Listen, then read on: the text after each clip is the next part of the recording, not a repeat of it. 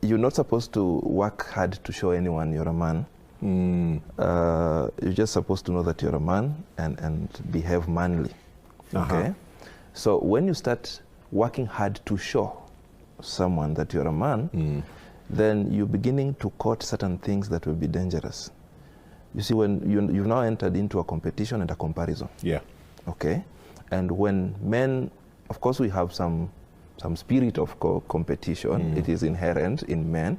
That is why on the road you will see us racing against cars that don't even know we are racing them. And we don't even know where they are going. Yes, and so for many men, you will realize that every time we realize that our friends, our peers, appear to be ahead of us, then we want to really try to engage certain gears to see whether we can catch up or even become better.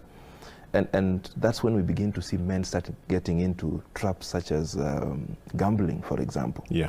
Right? Yeah. Gambling is a huge one. Men have gone there hoping that it would be a shortcut for them to come back and demonstrate manhood. Right? And in the end, it has ended in premium tears. So the moment you start living for others, the moment you start seeking other people's approval, then you begin to lose it. Because the script is now written by others. Yours is only to act. Yeah. Oh, yet you're supposed to write your script yes. and play it.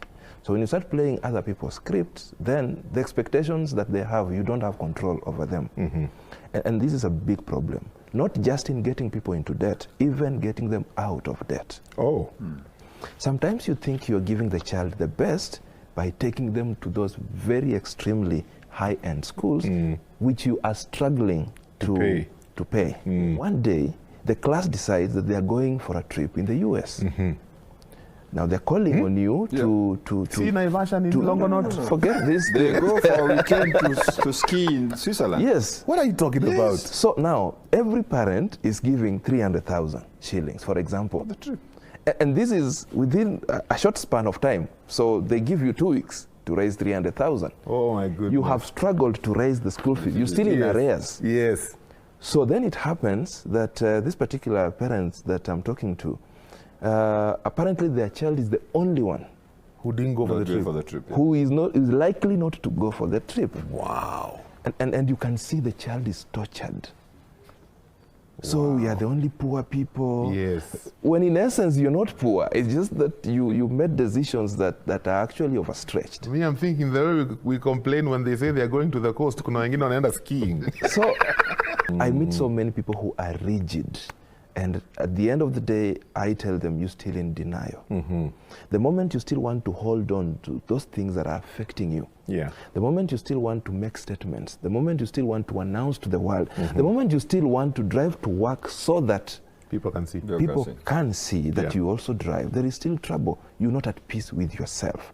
If the reason was to move from point A to B, and that reason was sorted, why are you troubled with the latest registration, who else is driving, I don't know which model? That shouldn't be your concern. You will upgrade when you realize the one you have is not serving you to the expectations that you have. Yes. And that's just it. To go far financially, you must be willing, you must be ready, you must be bold enough to make unpopular decisions. Decisions that don't follow the grain, the popular grain. Be your own man.